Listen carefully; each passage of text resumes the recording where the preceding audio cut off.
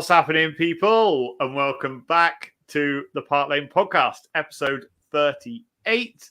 My name is Luke, and let's get straight into it. I'm joined this week by my co-host, Wynnie. Wynnie, how you doing? I'm all. You know what? I'm all good. And you know what? The season's over, so I can relax now. Exactly, mate. And Harry, how you doing? No, very good, thank you. Allude to what Wynnie says, the season's over, fantastic, no more pain, chance to reset, to revisit things and, reset, if you like, in the summer and go again because, that season just needed to end, didn't it? So, fantastic to be here. Perfect. I'm making his debut on the channel. It's Jack from the Cheese Room podcast. Jack, how are you? I'm doing great. This is the longest season I can ever recall in any sport I've ever followed. So I'm just happy that we're at the end. Yeah, amazing. Well, it's great to have you on. And it's great to have everybody watching. And also, if you are listening on podcast as well, it's great to have you here. We are running a simultaneous stream on our channel, Park Lane Podcast, and also on a view from the South Stand TV. So if you're in the comments section, make sure you chuck in where you are watching the channel from, and make sure you're showing love to support for both channels. So it's Park Lane Podcast and the view from the South Stand TV. Right. Let's get into this then, gentlemen. So Spurs just ran out 4-1 winners against Leeds United, relegating Leeds to the Championship. Wynnie, we'll start off with an overall view. What are your thoughts on the game in general? It was. Do you know what? It was. I'm not going to say it was what I expected. I expected a bit more fight from Leeds, to be perfectly honest. Because obviously all the teams down there, they were the ones that needed something. Like, Everton could have probably done it with relying on other results and stuff like that. But Leeds needed something from it. And it just shocked me that I didn't see anything from them.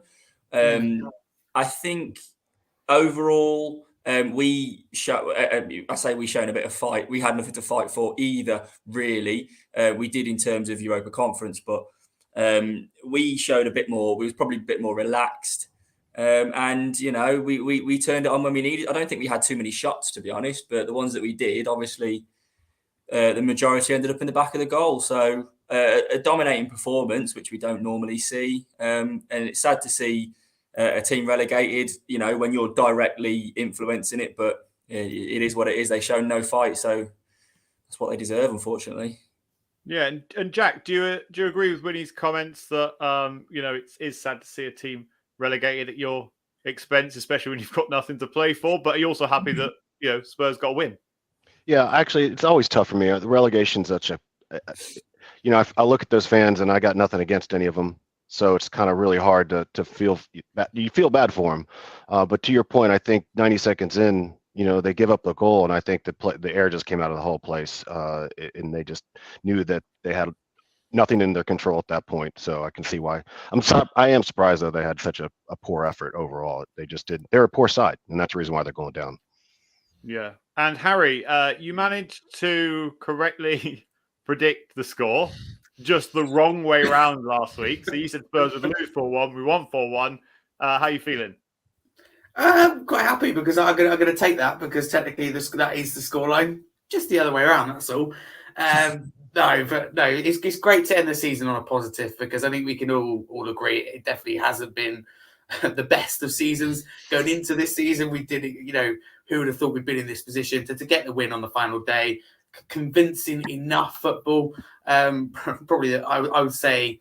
Yeah, most convincing under Ryan Mason, if there is a convincing performance. I'd take that scoreline. But with Leeds, obviously, it's not nice to see a team get relegated. Us sending them down as well. But Leeds are in a difficult situation. They've got the play, obviously got the fans turning against the owners and the board.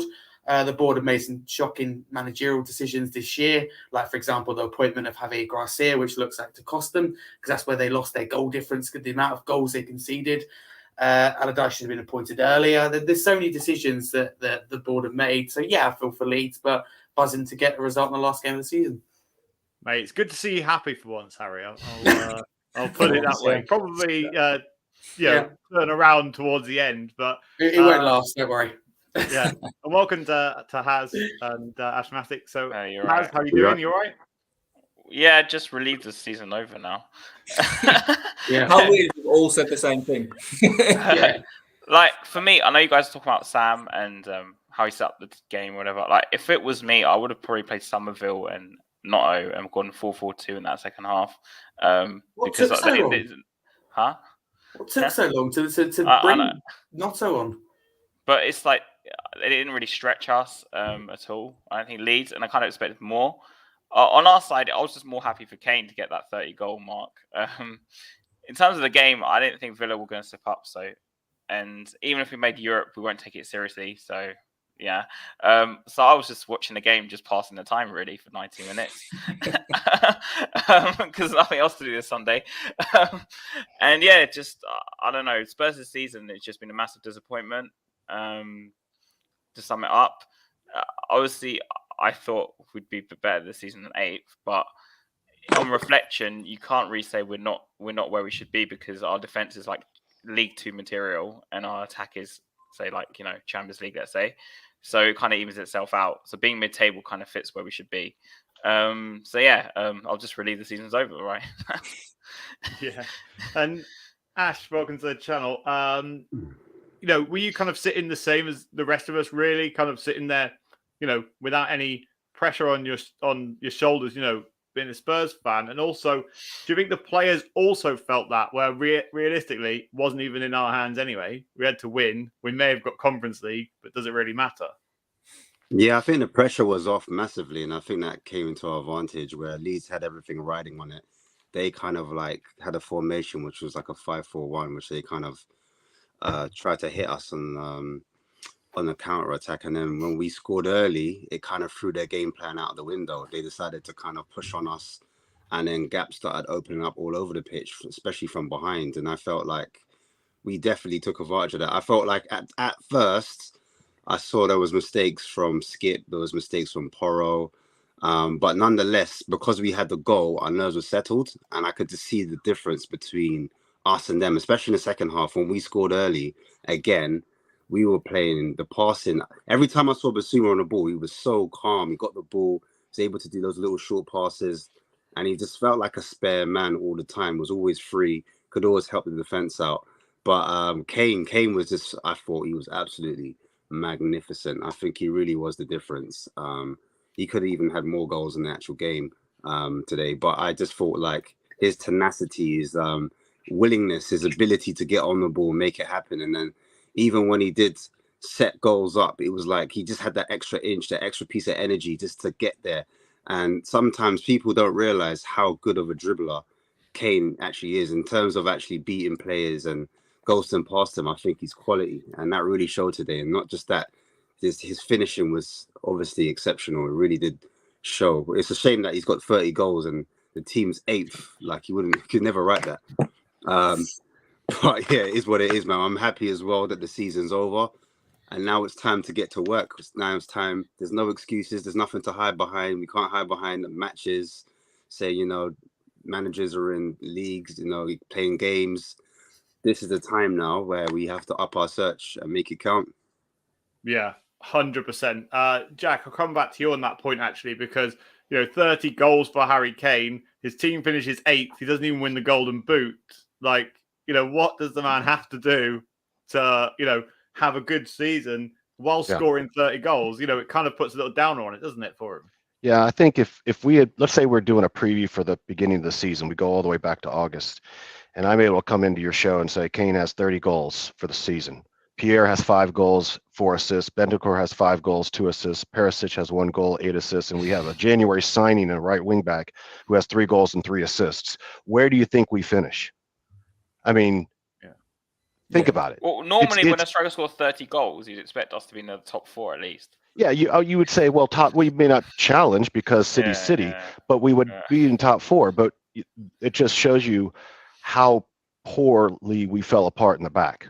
And that's just, Kane can score all the goals he wants, but if you give up, what do we give up this year? 62, 3, 4 goals, isn't it? I think 63. So I mean, it's clear where the problem lies, right? I mean, Bentancur's injury obviously changed things significantly, but it's clear where the problem lies and where they have to invest.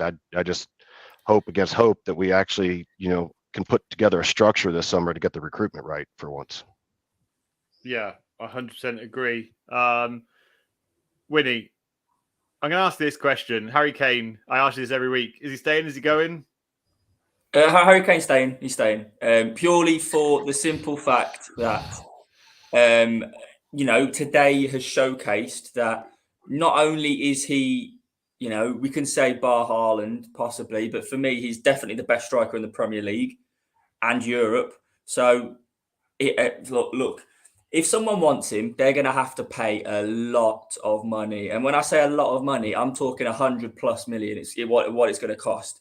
And if you look at teams that may do that, Chelsea could do that. He won't go there. I'd like to think that any person who has Spurs running through their veins wouldn't do that. And I'm a little bit sad that our man Pochettino has done it, but so.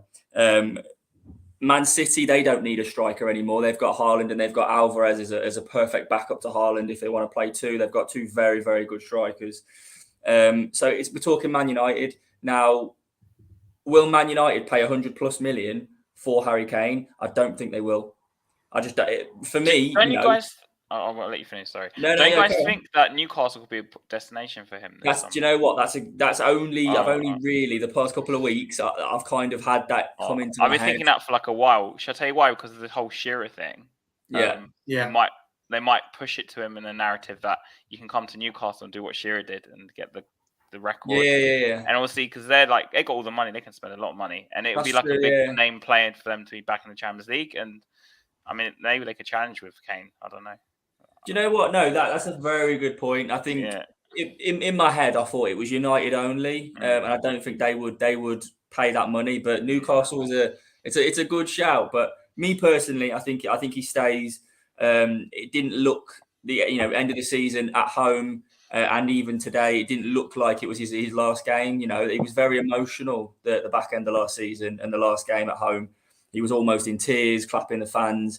And he didn't look anything like that today. So is that a message? Am I reading into it? Who knows? But I think he stays this season. And unless we have a really, really immense season next season, then he'll just leave on a free transfer and he'll have the pick of whatever club he wants. Because at the minute, he's got Man United to choose from, or let's say Newcastle emerge as well. End of next season, he can go to any club that he wants. So that's my take on that, to be fair. Harry, on this one, if Kane stays, does he sign a new contract or run this one down? And as a caveat to that, as you're a staunch Levy outer, if Daniel Levy can convince him to sign a new deal, do you think it would start to change some people's minds? Well, it depends what you're wanting people's minds to change, because the opportunity to build the team around Kane and listen to what Poch said in 2019 has gone. And it's too late to build a team around Kane, because that won't be the team for the future. It'll be the team for now. And we know it's not going to happen at Tottenham anyway. Personally, my feeling is I'm with Wynnie on this. I don't think he leaves. He was emotional back end of last season. I think he pretty much was in tears, waving, spent ages, in front of the home support. Brentford, very, very quick wave. Again, once again, stay very, very quick wave. In other words, thank you for this season. Thank you for the support. See you next season. It wasn't like a goodbye. Yes, we may be reading too much into this, but in Kane's point of view, it didn't look like a goodbye. And I think he will see that contract down. For Levy, he's got to decide, do I cash in and take the risk of the fans' backlash of losing our best player?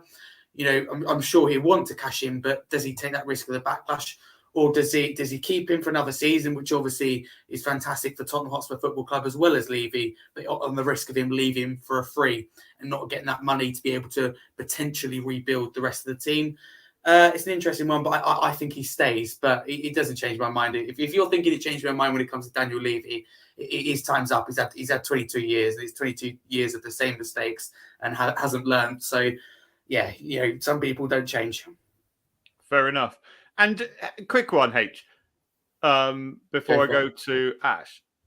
Just a random one. Does anything would anything change your mind? Because I was listening to Brian, on our channel last week, and we chatted on the show, I think it was, about, or maybe it was after the show. Anyway, we chatted to him about it, and I was surprised to hear his answer that actually, it would take a lot, but his mind would change. Would your mind ever change on Daniel Levy?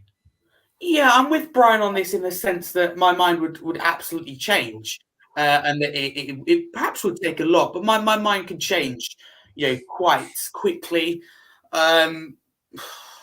It's an interesting one. Me and Brian sound slightly different, and what will make it, for us to get there. For me, it's to come out, interview, be honest, take responsibility. I'm sorry for the mistakes I made, and that is not coming out and saying the decisions we've taken in recent years, whether the club's best interest, of ambition, desire. Which I'm sorry, but it isn't true. It's clear to see, and I do believe Levy does have the best interest of the club and the fans, but just doesn't know how to do that. And that is when you step back from that in some things, and the business comes first in his eyes.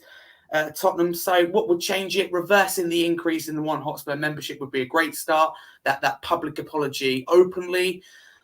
There's quite a few things that could contribute towards it, but overall, it's been like this now for 22 years. But also stepping away from the football side of things would be a massive bonus. Because if anything, that One Hotspur membership price is the season ticket prices. It's just hypocritical when you're not increasing the season ticket prices because of a global major cost of living crisis, but thinking it doesn't apply to the One Hotspur membership people. So there's quite a long way to go. There's 3 or 4 things that could contribute towards it, but we're waiting to see in the summer. If the team does rebuild, and another thing, Luke, would be to go out there and get Nounders on a slot. But tentative interest isn't going out there and begging on your hands and knees. There is a difference. And we're talking about a man who can't accept his mistakes, and that is the reason why Pochettino is going to Chelsea. I'm sure he's waiting for that Tottenham phone call. Didn't receive it from the man who's still yet to say sorry for it ultimately was a mistake and how it happened towards the end. I think the majority of us know that. Whether we want him back is a different thing. But he was successful, obviously, without winning the trophy, of course, but with the lack of money he had to spend. So the simple answer is yes. But how long and how much? I'm not quite sure. Mate, I'm glad we got there in the end. But that's why patience is important. No, I'm only joking. Ash, so we talked about Harry Kane. Obviously scored twice today, got an assist for Pedro Porro. But I want to talk about that assist for a moment because, the way he flicked the ball over the Leeds player and, ran round, laid the ball off. Okay, poor defending from Leeds, but Porro scored. Just shows you, what a player he can be, not just as a main striker, but also, if we did get another main striker, how he could play alongside them. He could drop in behind. There are various transitions in formations that we could use with him. You just run out of superlatives, don't you? Yeah, I think this season, especially, it hasn't even been his best season, in my opinion. Sometimes some of his passings let him down, but the assists that he's made during the season, especially this game, some of the key passes, the big chances he's created, that chance that he did actually create in the end, where, like you said, he flicked the ball over, uses his head, uses his strength, uses his tenacity, then uses his technique to actually find that ball, find that pass into the player, was absolutely amazing. It was absolutely just world class, I think, in my opinion, because people look at Kane, you don't associate Kane with those type of things. You just think Kane, just a deadly finisher, just a predator. But now he's adding so much to his toolkit.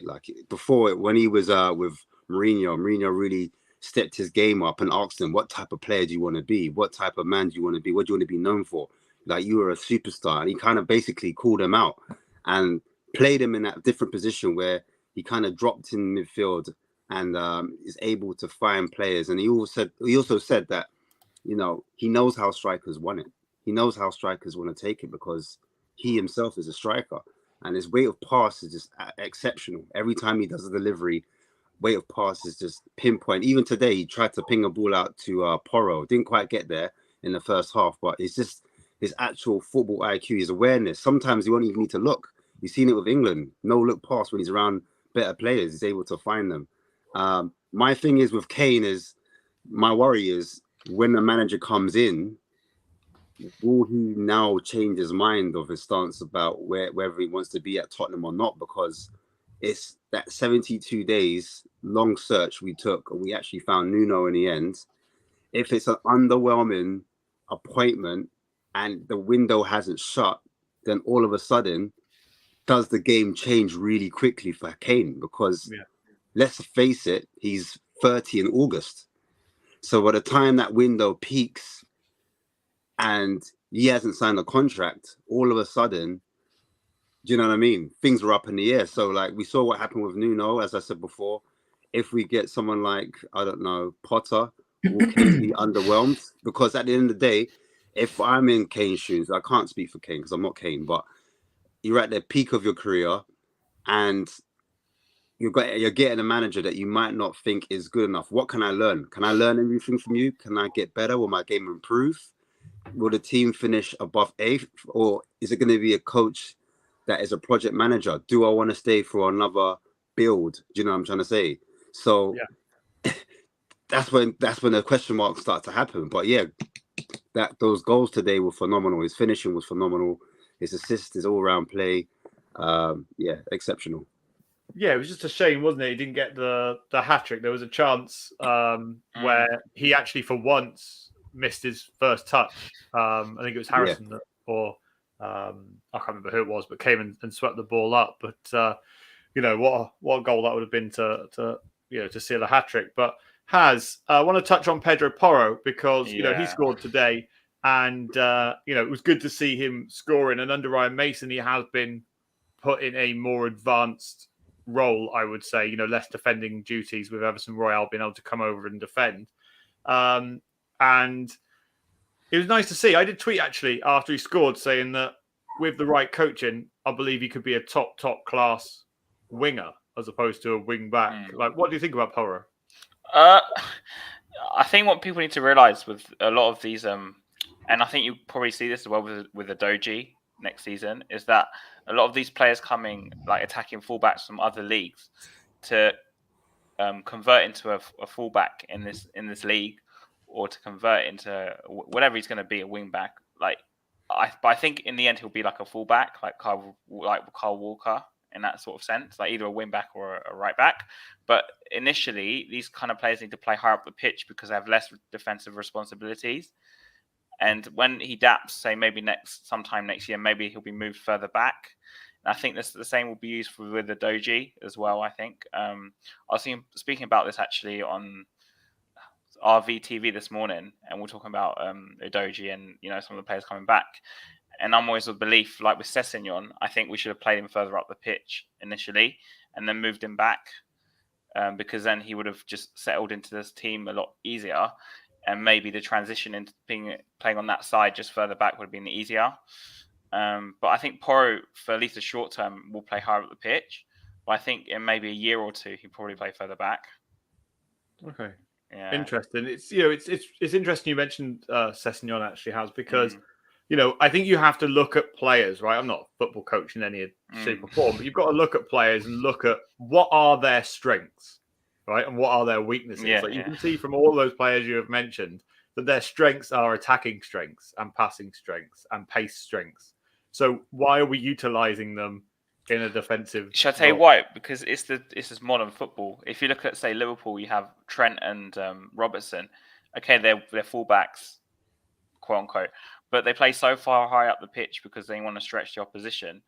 And if you want to play attacking football that all Spurs fans apparently want, you're going to need to convert these wingers, if you want to call Porro a winger now, into a fullback and be able to play both up and down.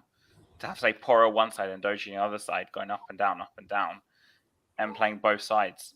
And because obviously Porro, we've all seen his attacking is really good, but he needs to adapt to the physicality of going up and down. It's not like you're playing Serie A or another league like that where it's very slow paced. The Premier League is a totally different animal. Like you need to be good in every way really to survive, especially as a fullback. Yeah, I think the advantage of, say, someone like Carl Walker is because he was kind of from the Championship and it was already in England, his step up was a bit easier. But with a player from abroad, I think it's very different.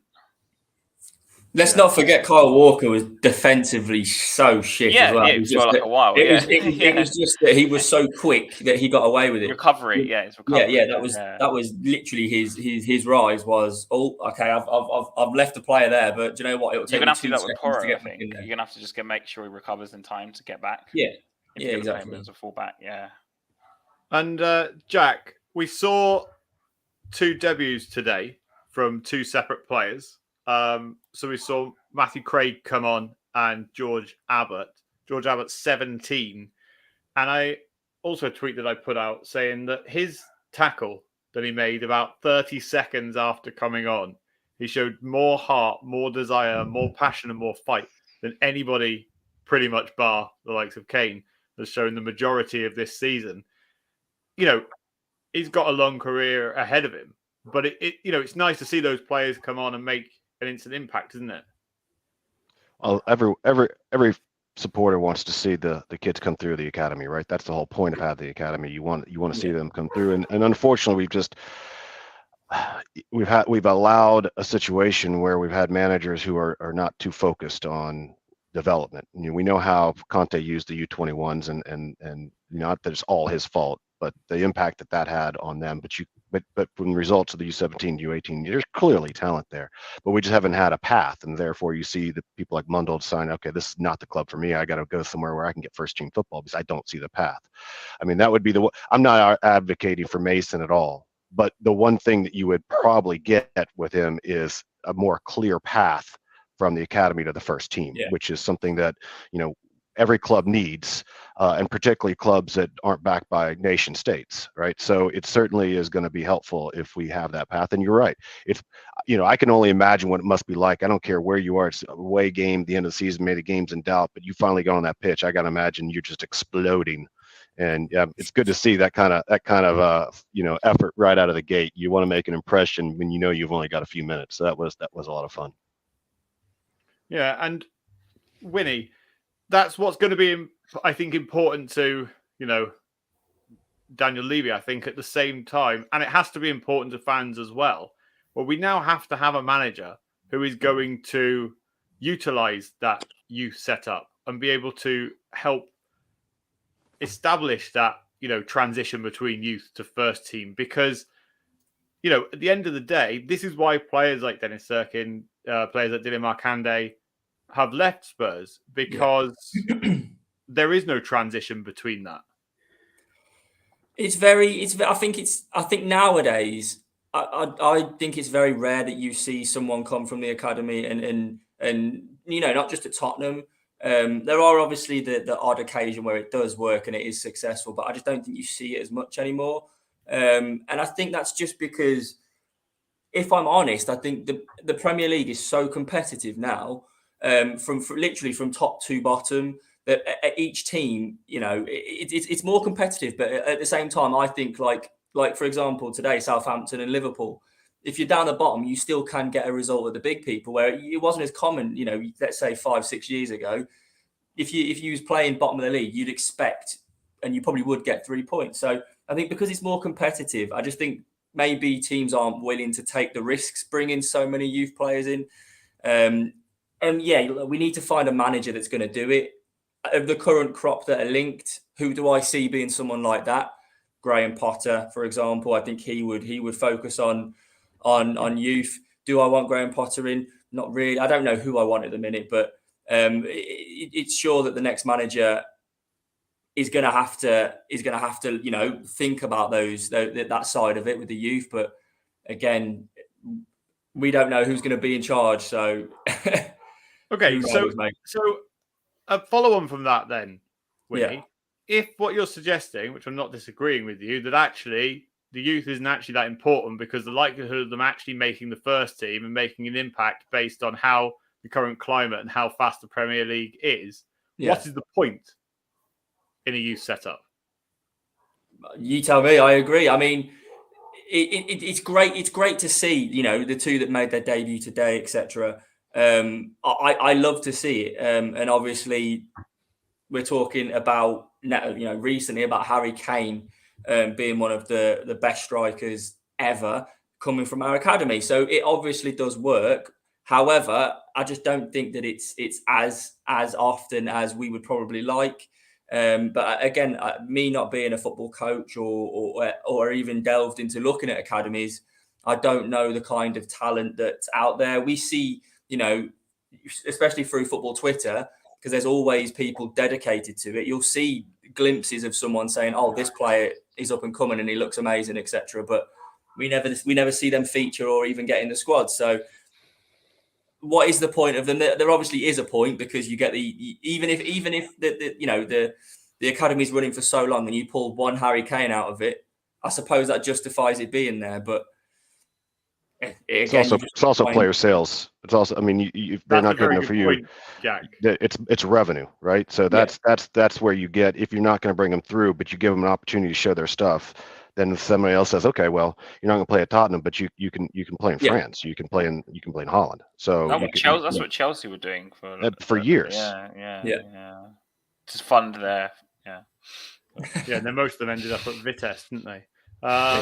Which has an issue with right now. They're looking into those books. That's going to be interesting. Harry, talk to me about Lucas Moura. So do you know what? I was thinking a little bit about you when he came on, because I was thinking, here he comes. He's going to slag off Ryan Mason. He's going to suggest that why is he giving sympathy minutes to Lucas Moura? I was kind of imagining a rant that you might come out, and then Lucas Moura, my man, decided on the right wing to run past every player and say, "Do you know what? I'm going out with one last hurrah." Yeah, fair play to him. But to be honest with you, as much as I'd love to come on here and moan, considering it is Lucas's last game, I may have not done. May have not done. I'm not going to promise you, because the whole mood changes with something like that. But no, he came on at a perfect point. He got the goal, and it was a bit of like the old Lucas Moura. The confidence to take on players, the confidence to put it past the keeper. The old Lucas would be taking one too many touches, giving the ball away, the wrong decision, but he actually makes the right decision. Why not? Yes, it may be against a Leeds side that we already knew had been relegated at the time, but it doesn't matter. It's just a goal. It's a fantastic send-off, but I don't know why you got Spurs fans going out there like saying, "Oh, he won't be missed," blah, blah, blah, blah, blah. We're forgetting the night in Amsterdam, which is the greatest probably the club has ever had, and got us to the Champions League final. But, it doesn't matter. He struggles in recent years. And yes, his Spurs career hasn't quite worked out. But overall, in my eyes, for that night alone in Amsterdam, a Tottenham Hotspur legend that will be missed. That definitely will be missed. It was good to see a bit of the old him today. So, no, it's great to see, and credit to Ryan Mason for giving him the minutes. With Ryan Mason, he, for me, doesn't get the credit he deserves when, as you know, this one on View from the South Stand, you get people call out to drop so-and-so, to drop so-and-so. And then when it happens, it's, how do you do that? You're not treating it seriously. So some fans need to be brought back to reality, if you like it. Maybe finishing outside Europe would do that. Who knows? But anyway, I think Ryan Mason obviously clearly isn't ready for the job, whatever he may say. But little things like that, to give Lucas the minutes, which I don't think Conte would have done, because he's stubborn and he just can't see past that. So no, it was great to see, because the game was done and he scored at the end of the day. So it's a perfect send off. But yeah, he definitely will be missed. Yeah, 100%. I echo that. I think you can't always talk about that one game, that one moment, and talk about someone in such high regard. But one thing that he has always given to this football club is he has always given heart, soul, passion. He may not have been the Lucas Moura of old, in which we thought we were signing, the one from PSG, but he has given us glimpses of glory, and I don't think you can take that away from him at all. But talk to me about no European football. Are you happy? Are you elated that we don't have European football? Yeah, shall I tell you why? See, yeah, I am very happy, because even if we were in Europe, we wouldn't have taken it seriously. So there's no real point in being in there. Because I know Kane spoke about being in the Conference League a few weeks ago. I can't remember where it was from, and he was like, "Oh, well, if we were in it, we'll take it seriously." Well, he says that, and he probably would take it seriously. But whether the people above him would, the board above him would, I would say no. And that's been shown for years and years and years. I mean, we had Conference League under Mourinho. We had it under Conte. And they all got told to rest players in the cups to concentrate on finishing the top four. So it just doesn't seem any point to be in Europe for me. And even the Champions League, it's got to the point where I was like, there's no point in being in the Champions League because we get in there. We don't buy Champions League level players, so we're just repeating a cycle that's never going to end. So in that sense, yes. And maybe I think also it might give the new manager a bit more room to rebuild the squad in the sense that we're playing less games and less trips. Everything will be in England next season.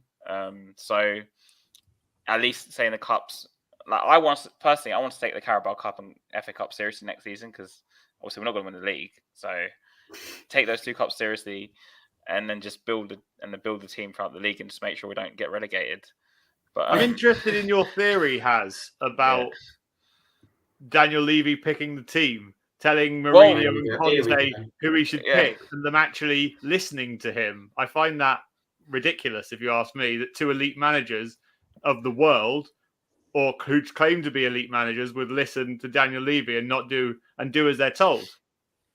Well, you do realise that Levy sacked Mourinho because Mourinho wanted to rest players in the league for the cup game, right? No, he sacked Mourinho because it was more expensive than if he won the Carabao Cup. That's one of the other reasons I was told was that apparently Mourinho wanted to rest players in the league game when we're still in the top four of a fight at that point for the cup game. Apart from the Super League, they fell out of the Super League too. But that was another reason. That's what I heard. And if you saw in the documentary how close Levy was to the bloody players, like if I was a player at Tottenham and I was unhappy with the manager not picking me, I can go to Levy. Oh, he's not picking me. I don't want to be here anymore. And then Daniel will, give the manager a call. Please play him. Please play. That's how it felt like when I was watching documentaries. Yeah, fair. Ash, I don't know if you're Levy out, Levy neutral, Levy in. Are you happy not being in Europe? Me, I'm Levy out because I'll just tell you why. And the reason why I'm Levy out is just simply he just moves too slow, drags out transfers for too long. And it's just been consistent. That's one thing I can say consistently about him, which really kind of gets me frustrated because I really think we miss out on targets because of it. Not just like January window with the whole Porro situation being drawn out and then PR all of a sudden, he's the one that has to kind of rescue it. And anyway, I digress. I'm talking about other windows when it actually comes to getting players, we stick on one player and it's drawn out. It doesn't matter who the director of football is. It's always the same thing. It always gets drawn out, apart from maybe the summer window where we got business done early. But then after that business was done early, when we needed to focus on other targets like centre-back, again, Jed Spence was drawn out for the whole of the summer. And it kind of just made the window go, you know what I mean? So that's my real frustration with him. Like, it doesn't matter who he brings in. It's always the same thing. And he's the one that kind of controls footballing matters when I feel like he should be in the background, if that makes sense, and let the football people kind of get on with it. He's always got like a stronghold on what's going on. So that's the reason why I'm like, I've got nothing wrong. Like, I appreciate what he's done in the past about how he's taken the club from here to there and he's done the infrastructure and the rest of it. I'm not mad at him. I'm just saying, like, Lloris has been at the club. Mad at him. No, I'm not mad. I'm not. He's a human being at the end of the day, and it's just football. So it's not that deep, innit? That's how I see it. But, like, Lloris has been here for how long, right? Great goalkeeper. He's done well. But am I happy for him to go? Yes, it's time to move on. That's all. And it's the same with Levy. Levy's done some bits. I'll say that. He's done the stadium. He's done the what do you call it, the facilities where people train at, etc., etc. But it's time to move on. In terms of European football, I just think I agree. You know, we just have to focus on ourselves. I know people think it's a great avenue for us to win a cup, but I just remember like going to FC Mura and losing, being embarrassed by teams I can't even pronounce their name. Going to Kyrgyzstan, do you know what I mean, where Borat is at, and we're just wetting the bed. You know what I'm saying? So for me, I'd rather just save the embarrassment and just focus on one embarrassment, which is the league. Because for some reason, when it comes to smaller teams, we just get punched up. Like Colchester, Sheffield United. I'm tired. I'm a fan. I'm tired. Look at my eye. I'm tired. Leave me out of it, please. I just want some disappointment, not all the way throughout the season. So I think if we're gonna build, not rebuild, I just think we need to build right now, and add 1 or 2 players, depending on who the manager is. He's gonna need time with them on the grass. He hasn't got to focus on jumping on an airplane and then not being able and focusing on about Thursday, and then from Thursday he's got to think about Sunday. Do you know what I mean? There's no time to kind of sit down and have 1 week and strategize and look at opponent's weaknesses, and then also get his philosophy and ideas across to each player and say, look, this is what I need you to do, and that's what I mean. Europe is a lovely thought, but we don't have any God-given right to say we're gonna win the Conference League. Like, who do we think we are? Do you know what I'm trying to say? Like, history dictates so far that we've only won 1 cup in 22, 23 years. So in saying that, the top chairman, 1 cup in 23 years, top chairman. The odds for me, the odds are against us. So why focus on a cup? Why not focus on bringing a fan base together? Because I think that's a huge issue. I think it should focus on bringing the players together, because I think there's some. I don't know if the players are united. Do you know what I mean? So I think getting the players together and then just having the scouting, the boarding, everyone on the same page. Because for me, when Levy went to buy Richarlison for 60 million, I felt like he kind of took that over because it was an opportunity that, Everton wanted to actually sell rather than us buying a player for something that we needed. So at the time, I thought what was more of a priority was either a right wing back in the summer or a centre back. And I think that would have helped us a lot more during the season rather than getting for a striker when we already had Lucas Moura, already had Brian Hill, already had Kane, we already had Son, and we already had Lucas Moura. We already had Kulusevski. So we already had 5 or 6 players in that position, and he decided to prioritize getting Richarlison over prioritize maybe jumping on a defender and saying I'm going to focus on getting a centre back. Do you know what I mean? At the start of the season, and I think those key flaws, those key errors. Because remember, the detail's in the devil. The devil's in the detail. So if you get that wrong, then that could be costly. And I feel like if I'm Daniel Levy and I'm appointing myself, over the last 2 or 3 seasons, have I been performing? It's questionable. That's all. Yeah. I feel like I would say longer than 2 or 3 years, but anyway. No, so would I. But I'm just saying, for argument's sake, over the last 2 or 3 seasons. I take on board, and I echo a lot of what you said. I might as well put myself out there. I'm not a Levy in, but I'm definitely not a Levy outer. Yeah, I know you're not. Definitely not a Levy outer. I would put myself in the Levy neutral bracket. And, I think with you, Ash, and correct me if I'm wrong with this, it wouldn't take a lot for you to kind of your mind to be. I'm interested in this whole thing about when you become Levy outers and then when you don't become a Levy outer as such, because I feel like a lot of your talk then was don't about become a Levy outer. Daniel Levy, talking about his getting involved too much in things. I feel like for a lot of fans, if he just stayed the hell away and did what he does well, then everyone would be fine. We'd be cool with it. I'll tell you what, if this will never happen, but because he's got a massive ego, so this will never happen. And but if he just said to the coach or the manager and the head of recruitment or director of football, whoever the name is called, we're going to pick, right? Here's 150 million plus player sales. You can do whatever you want with it. Just left it as that, and he just signed off the checks. And as long as they fit that budget, that's fine. But the guy just gets way too involved. He's not even a football person. I reckon 80% of people would change their tune if that literal simple thing happened. And that's what blows my mind every day of the week is I think, how mad is it that that's all it would take for a lot of people to change their mind and he still won't do it? Problem is, Luke, he's got such a massive ego, it will never happen. He will never change. For me, for me as well, sorry to cut in, I just feel like his emotional level is not really there. I think he's really worked hard within the last, I'd say, 3 or 4 months to appear on screen or give out a small statement here and there, because the pressure's been so immense. He's had to do something in that Cambridge interview. Did that you see that came video out, with his which wife was touching really on his hand off of it? yeah, I Man, saw that. he's I saw broken, man. He's broken. I saw that. So I just, and obviously the Levy Out chants have been more prominent. Yeah. So I thought like There was that was today as well. it was about to come, wasn't it? So in my opinion, I felt like if he did what like the Cronkies did and actually have a sit down with the fans or kind of engage with the fans a bit more, then that could help kind of bridge the gap, because I just feel like he's the Wizard of Oz. Do you know what I'm trying to say? He's like that man behind the mirror. You just don't know who he is, what he's about, what he's saying. Not to say that you need that, but remember, it is an emotional sport. It's a family sport. It's a sport that it's not just a player kicking the ball around the pitch. Do you know what I mean? It means more to us as fans. Do you know what I mean? Yeah. And that's why we're so opinionated, and that's why we're so. I just don't think he and, has like the capacity to understand. And like to me, when he speaks about, he went to Cambridge. No, but his statements come across as really condescending, personally, to me, and it comes across as he doesn't respect fans' opinions or fans, and it's just the relationship between the club and, because he's the face of the club at the end of the day, right? He's a chairman, because Jolis is off in the Bahamas, so he oversees everything pretty much, right? He's the one.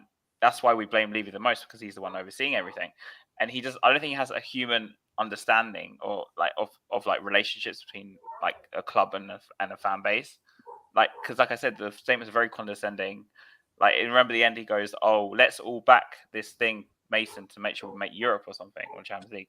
But it's like, well, if you follow Twitter, you know most fans know that you make the Champions League and you don't do anything with it. So I feel like you don't. That's what I mean. He doesn't understand what we're thinking, and it's ironic because I do think there's a lot of fans out there, accounts out there which are part of the club. I'm not going to get into it, but and they do see what we tweet. We're getting into tinfoil hat mode. Yeah. but what I'm trying to say, he doesn't have the human understanding to understand that. Yeah, don't become I know Leicester went down today, right? I know Leicester went down today, but at least they have a good relationship with their chairman. Like, the chairman asked them, "Oh, do you want us to do this? Do you want us to do that?" I know they went down, but it's the sense that there's no human aspect of it at all. I don't feel it. It's like we just treat like customers. That's what it's understandable because of the way the lockdown and the rest of it impacted the business, because they're in the travel business, aren't they? So and then obviously my man died and his son took over. Yeah, so you kind of, as a fan base, it's a bit different. And you've gone through a lot with the father winning the league and the FA Cup. So it's a different situation, in my opinion. Yeah. But it's just the whole, even before that, obviously before he passed away, it's just more the human aspect. I just don't feel he understands that. Yeah, and obviously back in 2016-17, we had that hashtag, do you remember, Together THFC? Yeah. And at the time, the club was all together.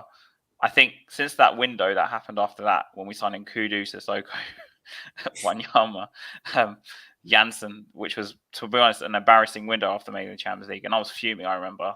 But people tell me to trust the process and all that bullshit, and I just wasn't having it. So I was basically the villain on Twitter for about 3 months during that summer. You'll hear that again. You'll hear trust the process again. I guarantee. Yeah. So I wasn't on board because I knew Levy was meddling with the transfers again, and I was like, why would Pochettino probably didn't even know who Nkudu was, right? And from then it all went. As soon as we knocked down White Hart Lane, went to Wembley, went to pot. Literally. I just feel like he's an opportunist. That's what my actual. There's no plan. He just sees. Yeah, I just feel like he smells the money and then he goes for the deal, as opposed to planning for what we need and prioritizing. There's no plan. There's no plan. And that's my biggest problem with him. Do you know what I mean? It's not even like if he gets 1 or 2 transfers wrong or right. I just feel like he's a person where, as an accountant or as a property developer, or that's just in his DNA. Do you know what I mean? Yeah. He's just that's how he just sees the world of football and the world of business. Like, you go for a cut price. I guarantee you, we're looking at this guy called Solomon because he's on a free. Do you know what I mean? Yeah, no other reason. It's true. It's not like, oh, Solomon's great at doing this. He's got great attributes. Oh, it's because this opportunities arose and we can get him at next to nothing. Do you know what I mean? And that's how I see it. There is nothing, Jack, I'm going to come to you next, but there is nothing wrong with that, guys, I don't think. as long as the other parts of it are done. Like, for example, I can see Harry shaking his head, but it doesn't really matter to me. Like, that is life. That is Shall I tell you why it life. is an issue, though, Luke? Because Yeah, but that wait. That is life, though.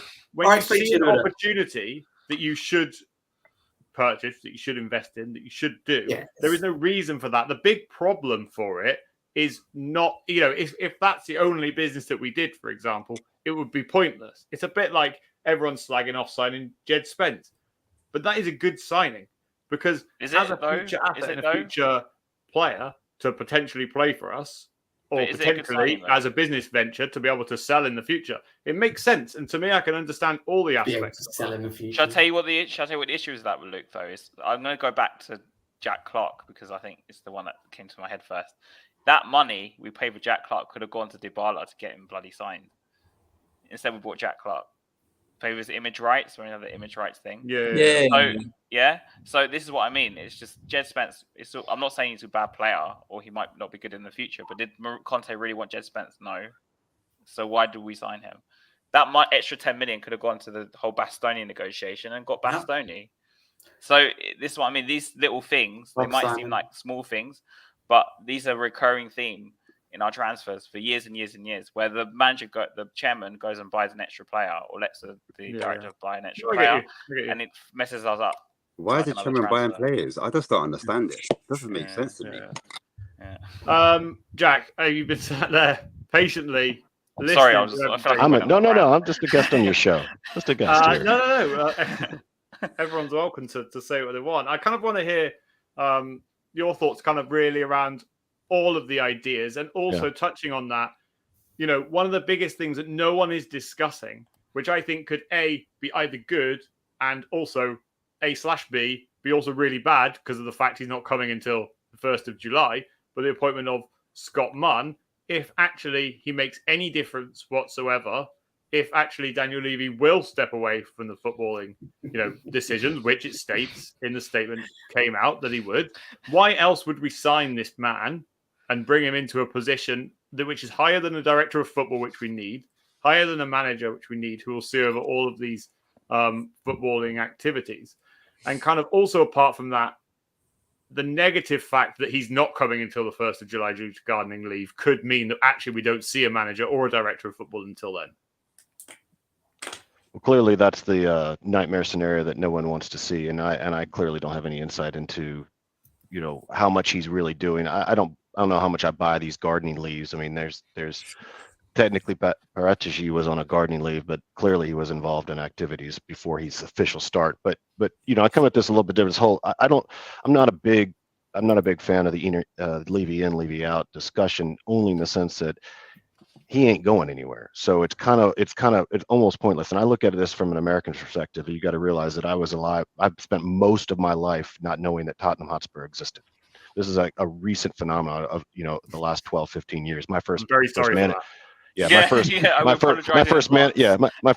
was Redknapp because you just couldn't watch the games over here, right? So until I could actually watch and get involved, I've played the game. I've played the game since I was 6. I've coached, I've refereed, I still play. Yeah. But my view is that when Levy came in and Enoch came in, there was not a lot of difference between Everton, Aston Villa, Leeds, and Tottenham in terms of ability and potential. And what he has done is build an amazing platform for this club to be so self-sustaining and be successful. He just is not he's not capable of doing it because, as everyone's pointed out, all of the problems, what he way too involved, clearly. And I'm always wondering why somebody said this earlier, people can change, but not much, I think. And he doesn't seem to change a whole lot. And he continually makes the same mistakes. So I'm not in or out. I just want him to recognize what he's good at and what he's not good at, like many people have said. And maybe I thought the Paratici decision, as ill-fated as that obviously came to be, was his first real attempt to remove himself from the day-to-day operations of the football club. Let somebody else build a structure that can operate the club, because that is what has always lacked in this, is a real structure for sustained success. You don't have to spend $1 billion to do it. Brighton and Brentford have shown you don't have to do that, right? So I'd like to see this idea that Scott Munn's brought in to be the person who's going to help continue coming from an organization that I'm not a fan of where their funding comes from necessarily, but a multi-football club operation. He may have learned some things, and maybe that he's part of this process of getting him out of the club's day-to-day footballing operations, because clearly now he's not been successful. At the same time, with one trophy, obviously in 22, 23 years, most clubs don't win anything every single year. Most chairmen are unsuccessful every single year. It's not a unique thing. But he's built too much. The revenue is too high. The potential is way too great for it to continually underperform and finish 1 point above the 20th point, the team that has the 20th biggest payroll in the league, and that's Brentford, right? 1 point above that. I mean, it's not acceptable. I mean, and I worry his ego is too big to not recognize his failings. You know, that old phrase of would Levy sack Levy? I mean, you know, he probably would. So you know, again, I don't think that it's really that productive to talk about him in or out, because he's not getting out. You know, unless we can all, you know, pony up a few billion. He could get out. He could, but I don't see that. I don't see that happening. Man United, he ended up having to go. Yeah. Sorry, what was that, Has? Ed Woodward at Man United ended up, because the fans hate him so much, he ended up leaving. Yeah, I'm not sure whether or not he wasn't an owner in Manchester United. If he was the chairman. Yeah. What I'm saying is, if you're saying he needs to go as chairman, and that's the whole point, that's fine. But I don't see any difference between that and just handing over to Munn or whoever the football operations, and just staying the hell out of it from a day-to-day basis. Like you're saying, here's 150 million, keep your player sales, do whatever you want with it. I need X percent of return on equity on this whole thing, so you figure it out. As far as not having a manager and a director of football until July, that would be catastrophic. Absolutely catastrophic. I think that is a nightmare Tuesday, decision. To be honest. But anyway. That would be a nightmare scenario. They do not have that kind of time. There's plenty of candidates out there that could be brought in as manager. I'm not an opinion. You know, do you bring in a manager and then a director of football? You bring a director of football and manager, you announce them simultaneously? I don't know, but Monday start. Well, I guess it's bank holiday for you guys, so that's why you're saying Tuesday, right? Yeah. So Tuesday it's on. I mean, the season is beginning Tuesday, and there's no time to waste for this club. I'm sure, you know, I echo that. Actually, there's no time to waste. I'm sure Bank Holiday Monday shouldn't make any difference, should it really? But I'm sure Daniel will give himself a day off anyway. Right, Harry, we'll come to you as a good segue to talk about managers. So let's come to you and let's talk about potential managers.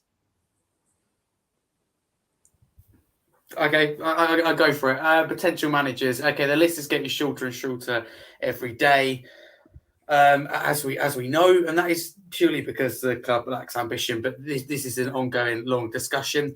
You know, for me, you've got to be on your hands and knees, begging the likes of Pochettino, begging the likes of Nagelsmann, Arne Slot, who would improve the club right now. I've made it clear. I don't think that just bringing a fantastic manager in, you know, whether it was even to be Nagelsmann, is going to change anything. Obviously, it will help, but we're a long way away from where we should be as a club right now, and that is for, you know, the ambition that there's no long-term plan. So in my eyes, we're in a bit of a state at the moment. Levy's under immense pressure. Who do I want as the next manager? Well, if I look at the list now, it's honestly, it's how bad you want it to get.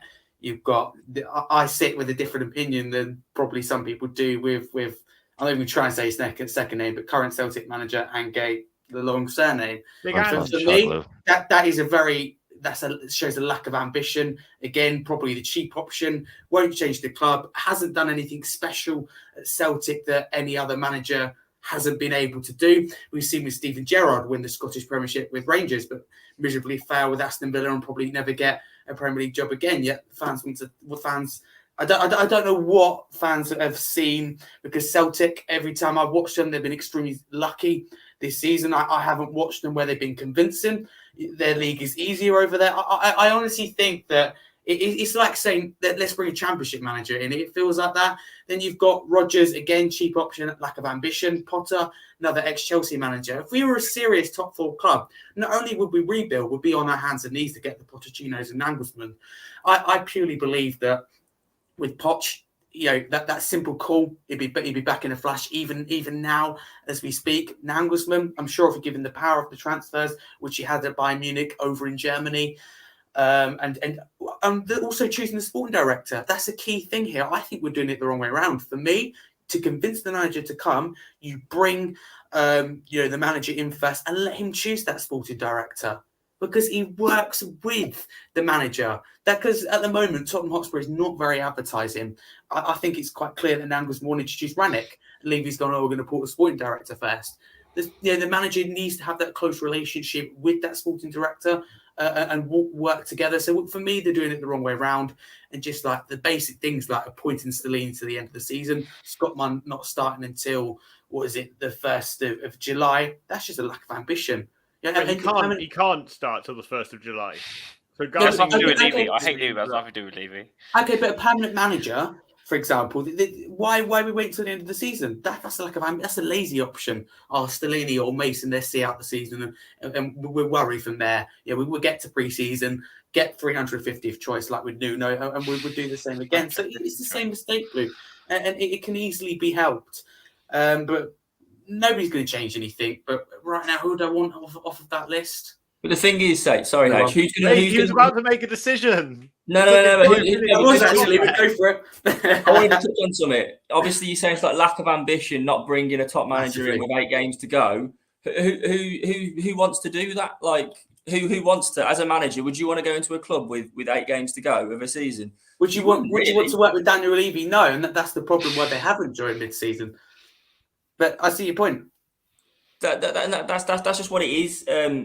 It's as simple as that. Look, I'll just touch on it quickly. I think I don't really know who I want anymore in terms of manager. I really don't know anymore. Obviously, I have my reservations of the Celtic guy purely because what we've all said, and I echo what everyone says. It is a notoriously easier league, and I think we look at managers that have come out of it and they have tried it in the Premier League and haven't done it. But I just don't really know which direction we're going. But I only wanted to touch on H's point of a lack of ambition, not bringing a manager in sooner. I don't think anyone at that moment, with 8, especially with 8 games to go, would have wanted to touch us. Yeah, fair enough. Harry, so who are you going for at the list of mediocre managers we have left? I'm not going to give you a name, I'm afraid, because there's not one on there. Even people say to me, are you not convinced by Luis Enrique? No, because it'd be the same situation to Conte and Mourinho, which would be another, what some people like to bracket. I don't bracket Conte or Enrique in this elite manager. But one thing's for sure is they are proven winners. They won't be backed. They won't be listened to. They won't win. They'd be sacked. Leave the club in a bad place. I love that comment. I'm not even sure what that means. No idea. But no, I can't really give you the name. But you still got Slot. You still got Nagelsmann. Pochettino, yes, here we go. But if you give him the call, I wouldn't turn us down. So with the Pochettino thing, wherever people will turn around and say to me or call me, it's not on him. This is down to the club again. It's not being able to say sorry. It comes down to ambition and not learning from mistakes. It's a circle going round and round and round. And Luke, we had this discussion. Yeah, you're spot on. The club is rotten from top to bottom, but change starts from the top. Fair enough. Wynnie, who do you reckon or who do you want? Of the current crop, I want Nagelsmann, purely because I think he would be someone that could come in and make a difference. But I saw a comment what Holly's put about Big Ange. He's got an opportunity to make a name for himself. That also gives me a little bit of something, a little bit in there that thinks, okay, maybe someone can come in and try and act like he's trying to make a difference. So for me, I want Nagelsmann of the current crop, but I think we're going to end up with Graham Potter. That's who I think we will go for. Ash? Yeah, it's a tough one. It's quite dross at the moment with the whole Nagelsmann situation. So I won't even bother to repeat what you guys have just said. But yeah, clearly he is a top guy. And if he's not available, or if Levy finds fit that he's not the suit for us, then I look at Ange, and I'm starving for attacking football. That's all it is, really. I'm just starving. Yeah. And if he's going to give me a formation that kind of resembles that, and we start to press a little bit, then and we win a few games, we lose a couple games, but he's consistent with attacking football, then I think that's something all fans can get behind. Do you know what I mean? Despite where we finish or what we pick up along the way, I think if he starts to, what he did with Celtic, in my opinion, was he got rid of a lot of players, which is going to be something that we need to do. And he brought his own players in, and they weren't expensive, they weren't world beaters, but they were all willing to work for him. And we need a manager that kind of has that kind of grit about them. That when they bring their players in, they listen, and then they play for the manager, they play for the shirt, they play for the team. And you know, when I see us play against some of the lesser teams, it's like they just look more hungry for it. They just look like they've got an extra gear to go up. And I feel like if this Aussie guy has anything about him, regardless of where he's played, I know he's played in the Scottish League, he's won it with Celtic. I know he went to the J League and he won in Japan, which is not really prestigious. I know he went to Australia and won an Asia Cup, again, not prestigious, and took them who to else the managed in the first Japanese World Cup. league? Arsene Wenger, wasn't it? I was just Arsene about to go on Wenger. to that. I was just about to go on to Sorry. that. And when he was at when he went on to go to Arsenal, it was the same complaints they had. Obviously, they had George Graham, and this guy was virtually unknown managing. But he's revolutionized football, as we know. Obviously, him being a part of the City group kind of links again with Scott Munn, and Pep was in the J League as well, and he won with his team, and they both played similar football, and they were both at in the City group. I know it's a small. I'm clutching at straws at the moment, but when you're starving, this is what you do. Yeah. And the fact that he plays high up the pitch, high press, attacking, likes younger players, that's what I want. And I want to see an attacking midfielder. He does that. He has 2 8s as opposed to 2 defensive midfielders. I was watching Spurs today, and I was looking at Skip and I was looking at Basuma, and they stand in front of the 3 attackers or 1 attacker. Wherever the team's front line is, they literally just stand in front of them. They don't really push up any further. And with Ange's team, at least he has 2 midfielders that bomb on. Do you know what I mean? And then at least with Ange, his wingers are wingers. Do you know what I mean? So you haven't had that responsibility where, for me, Son's been playing out of position. He keeps dropping in. He plays like an attacking midfielder. That's not his strength. His strength is playing high and wide, or just up top, just off the shoulder as a front man. And I think if Son was in an attacking team, he would have a lot more confidence, because I can see clearly that his confidence has gone through his first touch and his movement off the ball. I think that's been destroyed. And I think if we get him playing the way he was playing in an attacking team, I think we'll see a lot. I think for a lot of the players as well. I don't think it's just him. I think the reason why a lot of the players are down-tooled is because we're not playing to their strengths. We're not playing them in the right positions. And I just think it takes a right coach to bred in as well new players in and around the pitch, in and around the dressing room, in and around the actual training facilities, to give a new hunger, a new energy, a new desire, a new outlook. And I just think with Ange's world football knowledge, there's a hope in me, a small hope, a glimmer of hope that we could start to scout players that we don't know. Do you know what I mean? And he can bring them in. I think it was from the J League, he brought 3 Japanese players, and they're doing exceptionally well. And they're all young, they're all 21, and now they're all getting their call-ups to Japan. And Japan, he also wanted Mitoma at Celtic as well. Yeah, he did want Mitoma. Yeah. So clearly, I'm just going to say, it clearly shows his wealth of football knowledge and his ideologies as well. So I'm that's my hope. If it wasn't for that, I would have said Amarim. But Amarim is too expensive because we pulled out a slot. I know we spent. Also, he hates Levy asthmatic. Yeah. Well, yeah, that too. But I know we spent 25 million on Emerson Royale, but we didn't want to spend the 20 million on Slot. I mean, I know it's a player. Yeah, that makes no sense at all. Yeah. If that's true, it's never made any sense to me. Typically, Levy likes to spend big on his managers, but I think it might have been principle. I think his ego kicked in. Like, no, I'm not paying more for you. Like, you Dutch manager from Eredivisie. You Dutch manager.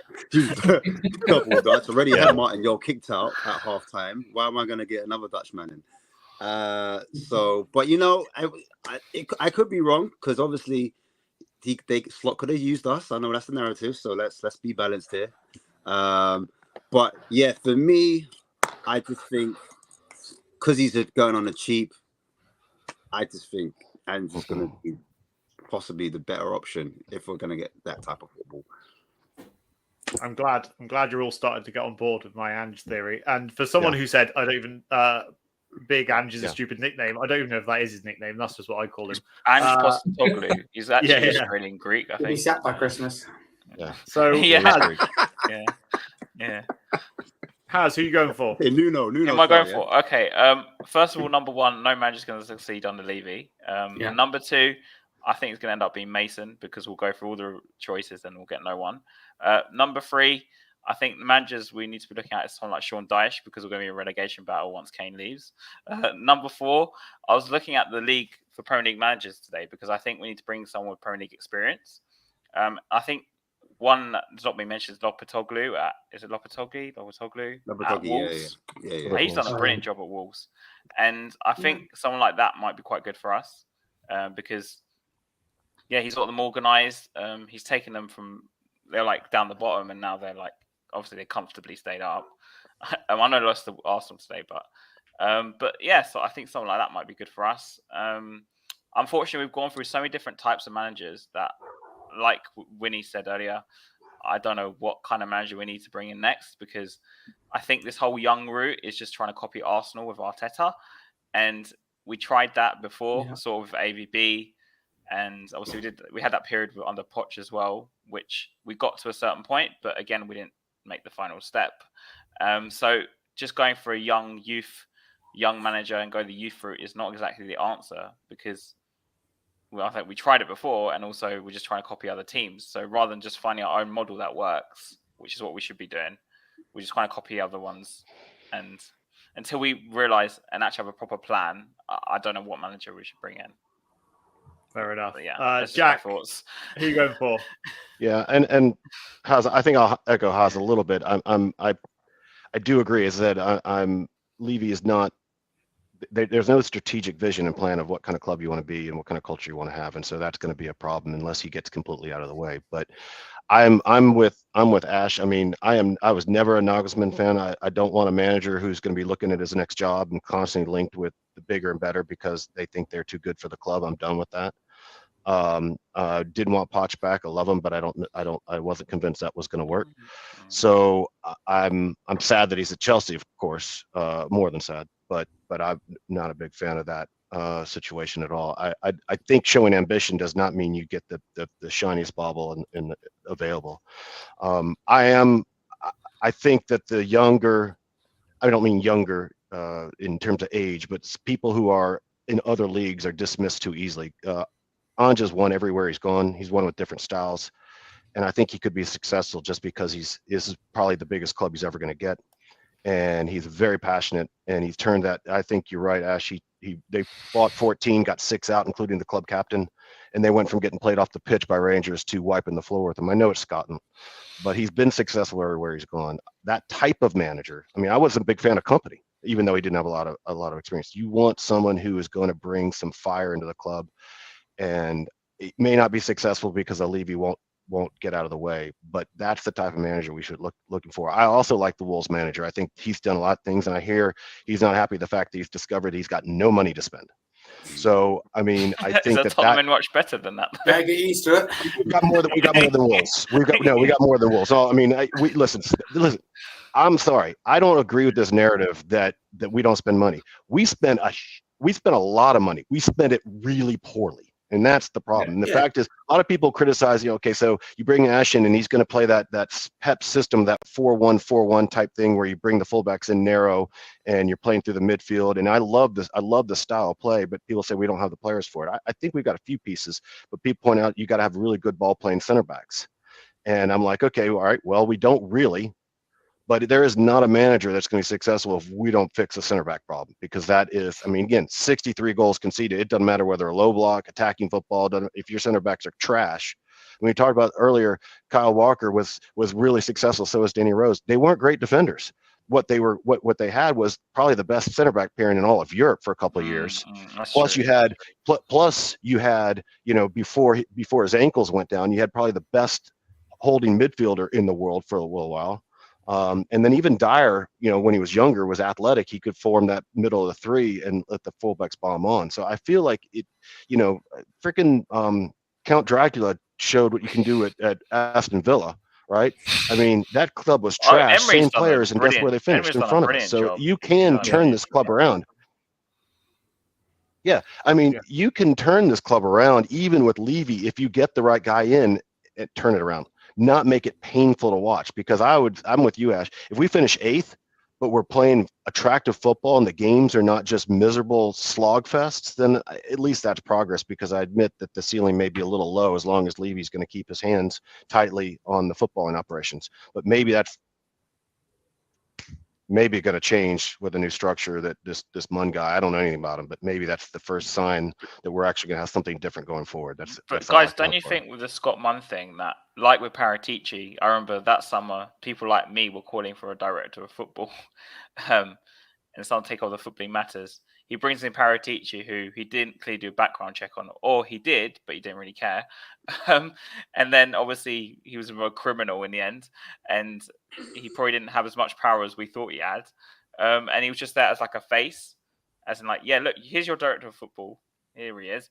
But we're not talking about director of football, though. Huh? He's not a director of football. No. If I don't want to say, and Scott Munn's just another, because obviously everyone keeps saying, "Oh, Levy should step away from football." Let's just bring in another guy who says, "Oh, he's head of football now," just as a face, as a fall guy, so that you get to fire when. Yeah, I hear you. Yeah, I have that fear. Yeah, no, I do too. Yeah, no, you should have that fear. You'd be an idiot if you didn't. Me too. It's like Scott Munn's the next fall guy. Yeah. I think we're both right there, actually. Jack, where he said you're an idiot if you don't have some part of you that thinks that it's just a big smokescreen. But I suppose only time will tell. If anyone wants to hear my point of view, whoever it is in the comments clearly doesn't. But I'll say it anyway. I've been shouting out Ange to come in for quite a number of weeks now on this channel. I think Ash, you got it spot on with everything that you said about him. Look, do I think he's the best manager out, in world football that can come to Tottenham Hotspur? No. But the first things first is we need to get back an attacking football identity. I think he'll bring that. I think he will, and people will hate me for this, but I have to say it because I have to, I want to be impartial to all matters on this, is that I think that Daniel Levy will love him because of his ability and scouting knowledge of the Asian footballing network and market. It would be an amazing thing to push Tottenham Hotspur Football Club into that Asian market and shirt sales and all the rest of it that comes with it, the financial implications that come with it. And I think that he, as a big guy at Spurs, will think that is a very attractive thing. That also the appointment of Scott Munn and his background in the City Group in China, I think. So anyway, all of those things together, mixed with the fact that we could end up with some decent footballers from places we haven't heard of, could be exciting. As I said, if it comes between a straight shootout between Nagelsmann and Ange, of course I'm going Nagelsmann. But I just genuinely think, with all the points above, that's the route that Spurs will go down. And the odds, since we talked about it last week he was 25-1, today he's 5-1. Did he say as long as Rodgers doesn't come in? Stay, basically. Didn't you say, seeing the Celtic fans next season and players next season or something? Yeah, I don't know, but you'd say anything though, wouldn't you, as a manager? You're not going to be like, oh yeah, see you later, lads. We got a cup final to win the treble. I'll see you all later. I'm going to Spurs. Yeah. Plus, to be honest, it helps. I live in Glasgow, and my next door neighbour's a Celtic fan, so it wouldn't be better to steal their manager. But anyway, that kind of wrap us all up today. I want to thank everybody that's been in the chat and everybody that's been on both channels. It's been brilliant to be able to stream on both View from the South Stand TV and also on this Park Lane podcast. We'll go around the houses, let everybody introduce themselves, introduce your podcasts, get everybody to subscribe, all the rest of it. And it's we'll start with Jack. Yeah, thanks for having me. I'm with the Cheese Room podcast, both the YouTube, which goes tomorrow night at 9 UK time, as well as the pod. And I really appreciate you letting us come on and look forward to returning the favor so you guys can come on and join us on our shows real soon. Amazing. Thanks, Jack. Harry? Yeah, thank you for having me on again. It's good. It's nice to come on after a win. It feels different. I think I've forgotten what it felt like, to be fair, but hey-ho.